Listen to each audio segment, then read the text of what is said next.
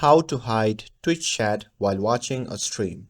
Hey everyone, welcome back to the channel. In today's video, I'll show you how to hide the Twitch chat while watching a stream. So now without further ado, let's get started.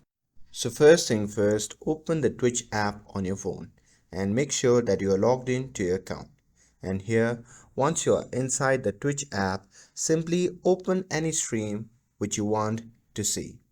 And to switch to full screen, simply tap on the video and you'll see the rotate icon in the bottom right corner. So go ahead and tap on that.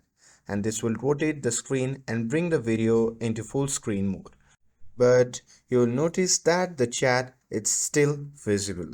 So to hide the chat, just tap on the screen again and you will see few icons. Now look for the one that looks like a chat bubble with a line through it. It's right between the full screen and the rotate button. Tap that and the Twitch chat will disappear. And if you ever want to bring chat back, just tap on screen again and then hit on the chat icon next to the rotate button and you are back. And that's it. It's a very simple process, and with this, if you found this video helpful, then don't forget to like, share and subscribe to get updated for more videos. Thanks for watching and I'll see you in the next video.